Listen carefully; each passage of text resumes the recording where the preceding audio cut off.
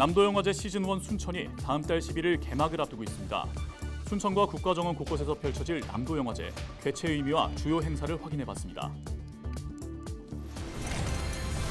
농촌의 일손 부족 문제, 어제 오늘 일은 아닙니다.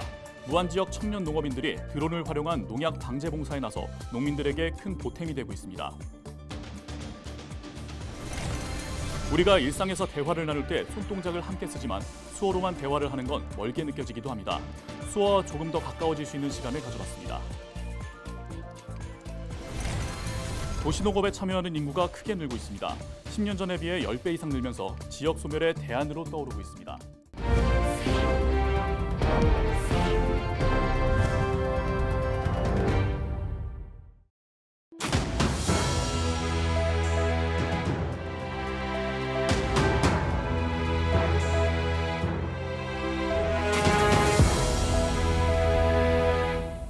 시청자 여러분 안녕하십니까? 헬로TV 전남뉴스입니다. 남도영화제 시즌1 순천이 다음 달 11일 막을 올립니다. 개막을 앞두고 영화제 운영위원회가 순천에서 남도영화제를 설명하는 시간을 가졌는데요. 운영위는 남도영화제를 자연과 문화를 엮은 로컬 영화제로 안착시키겠다는 포부를 밝혔습니다. 보도에 서경 기자입니다.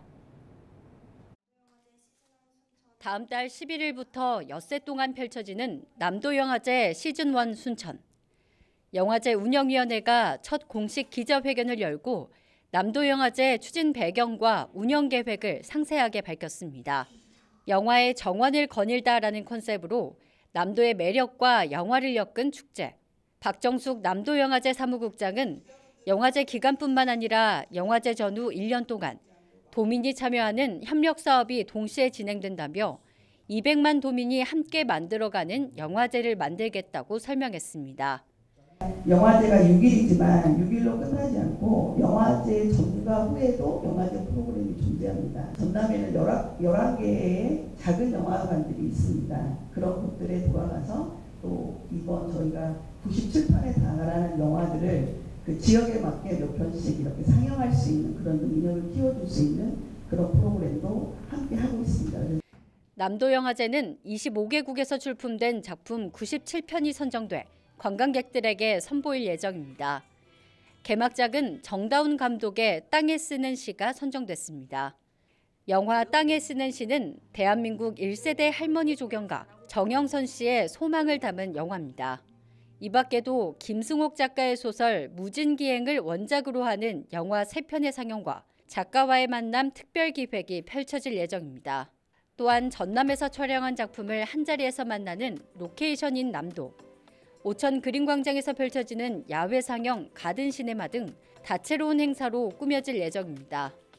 앞서 남도영화제에 10억 원을 출연한 순천시.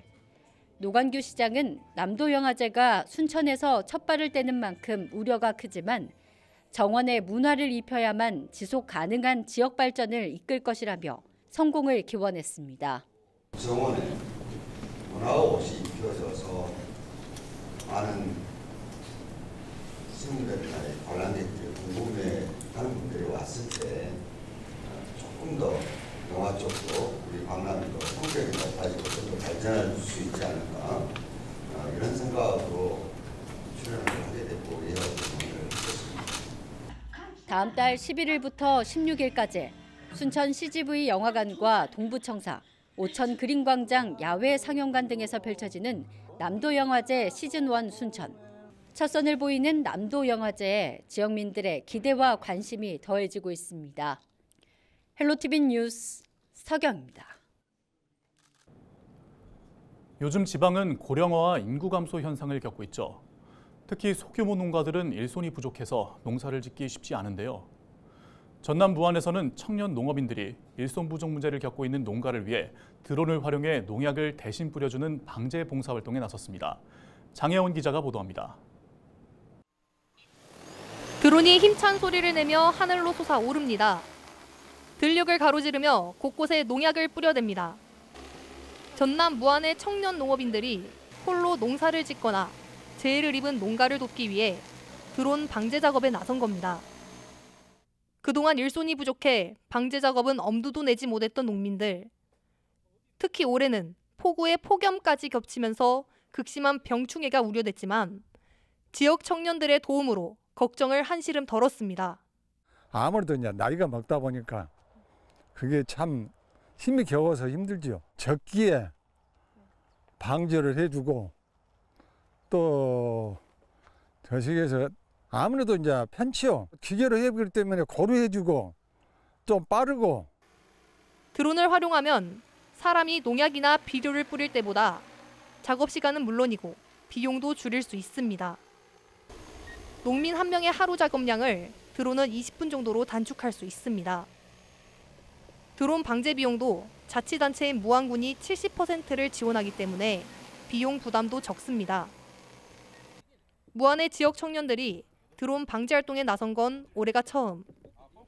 농가 반응이 좋아 내년에는 최대 246헥타르까지 방제 면적을 늘릴 계획입니다. 네, 저희 무안군 사이치 연합회는요, 60명의 회원이 활동하고 있는데 이제 무안군 각 지역에서 농사 짓는 청년 농업인 단체입니다. 학습 단체입니다. 올해 처음 이렇게 해봤는데 내년 내후년에도 반응이 지금 좋아서 앞으로 더. 인구 감소 여파로 농사지을 인구도 덩달아 줄어들고 있는 농촌. 우리 농업을 지키기 위한 지역 청년들의 노력이 지역 농가의 한 줄기 희망이 되고 있습니다. 헬로티비 뉴스 장혜원입니다.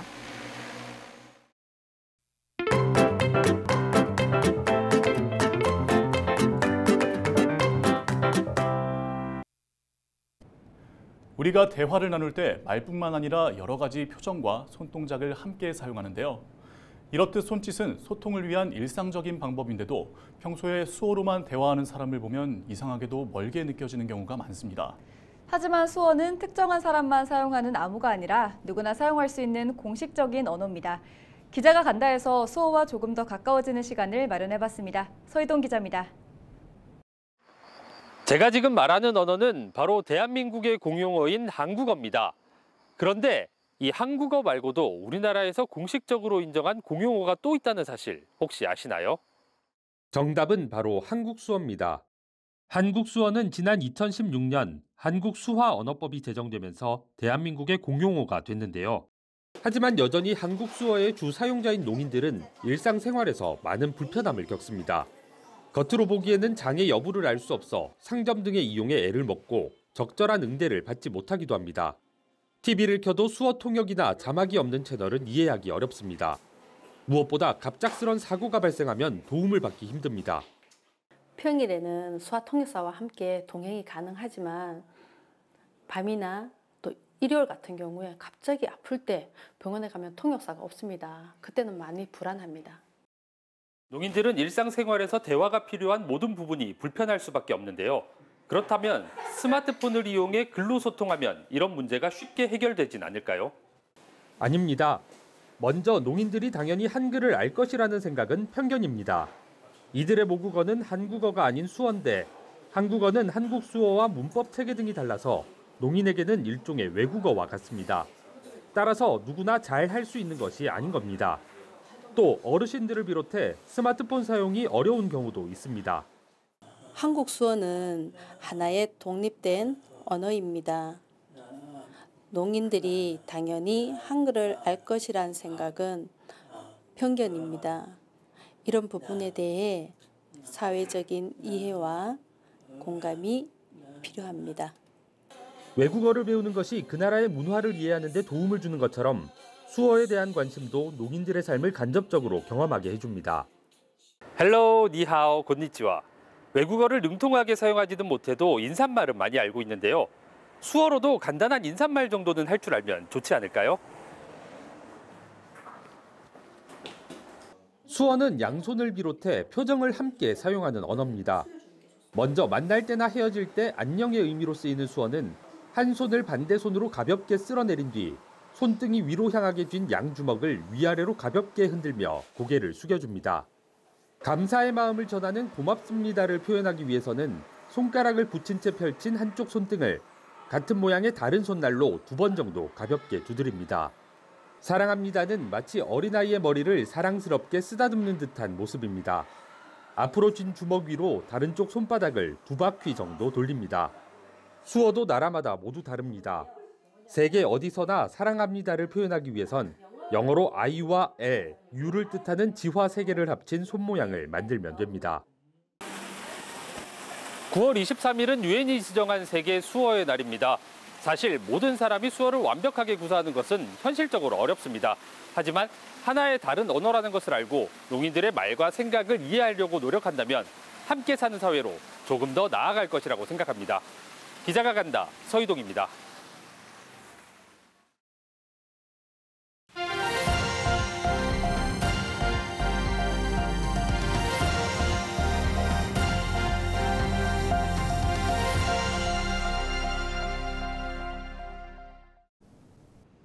전국 케이블 TV가 공동으로 지방 소멸 극복을 위해 지역의 실태를 살펴보고 대안을 찾아보는 기획보도 순서입니다.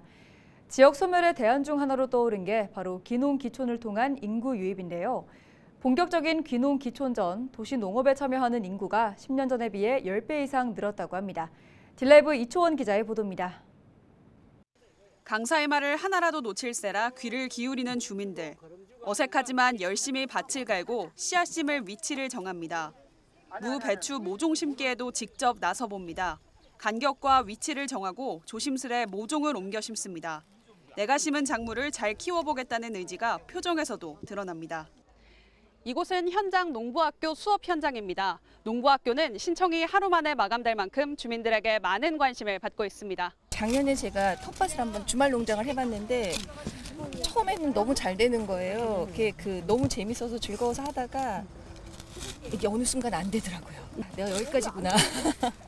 좀 더 배워서 오라는 뜻이구나. 최근 도시농업 참여자 수가 8년 동안 10배 이상 증가할 만큼 도시농업의 인기가 꾸준히 늘고 있습니다. 서울시에서는 도시민의 관심에 맞춰 텃밭 체험이나 교육을 하는 도농 복합 공간 마련에 나섰습니다. 서울에는 강동구와 관악구, 그리고 중랑구 총 3곳의 도시농업 복합 공간이 생겼습니다. 교육과 체험, 그리고 문화의 역할을 수행할 중랑구의 핵심 도시농업 복합 문화공간으로 전 세대를 위한 다양한 교육과 체험 활동, 문화 행사 등을 제공하며 중랑구 도시농업의 거점 역할을 하고 있습니다. 중랑구는 배나무 밭이 있는 서울시 유일의 자치구입니다. 이에 맞춰 주민들에게 배나무를 분양하고 봉지 싸기 교육 등 중랑구만의 도농 교육을 진행하고 있습니다. 주말농장 같은 행복농장 또한 관내 곳곳에 있어 도심에서도 농업이 가능하다는 것을 증명했습니다. 중랑구 자체가 조금 더 관심을 가지면은 멀리 나가지 않는 정말 아주 효율적인 귀농이 되지 않을까 생각을 해요. 중랑구는 내년부터 도시 농업 전문가 등의 자격증에 도전하는 높은 단계의 현장 농부학교도 운영할 계획입니다. 더불어 올해 강서구에도 도농 복합센터가 개관을 눈앞에 두고 있습니다. 지자체와 서울시의 지원, 그리고 주민들의 성원을 바탕으로 서울에서의 도시농업 기회는 앞으로 더 확대될 것으로 보입니다. 딜라이브 뉴스 이초원입니다. 천하람 국민의힘 순천갑 당협위원장이 순천 지역에서 정당 현수막을 규제하자고 제안했습니다. 천 위원장은 최근 과도한 정당 현수막이 지역에 게시돼 있어 도시의 매력을 떨어뜨리고 교통안정에 악영향을 주는 등 문제가 발생하고 있다며 순천시 정당 현수막 협의체를 구성해 자율규제 방안을 논의하자고 주장했습니다. 그러면서 잠정적으로 순천시와의 협의를 통해 게시 장소를 지정하고 각 정당이 게시 장소에 한해 읍면동별로 한 장의 현수막을 게시할 수 있도록 하는 방안을 제안했습니다. 5개 광고물은 지난해 12월 5개 광고물법이 개정되면서 정당 현수막은 지자체의 허가나 사전 신고 없이 현수막 설치가 가능해진 상태입니다. 생태수도 순천부터 현수막 무한 경쟁을 멈춰야 합니다. 더불어민주당, 진보당 등 각 정당 지역위원회와 순천시에 공개 제안합니다. 순천부터 정당 현수막 자율 규제를 이뤄내 폐 현수막도 줄이고 시민 불편을 줄일 수 있도록 각 정당과 순천시의 순천시 정당 현수막 협의체 참여를 다시 한번 부탁드립니다. 목포시가 임성지구 도시개발 사업에 속도를 내기로 했습니다. 목포시는 지난 20일 LH 광주 전남 지역본부와 함께 전략회의를 열고 임성지구 개발에 필요한 공동 대응 방안과 각종 행정 지원에 대해 논의했습니다. 임성지구 도시개발 사업은 목포 오감과 석현동 일대 199만 제곱미터 부지에 2만 명 규모의 택지를 조성하겠다는 계획이 담겨 있습니다.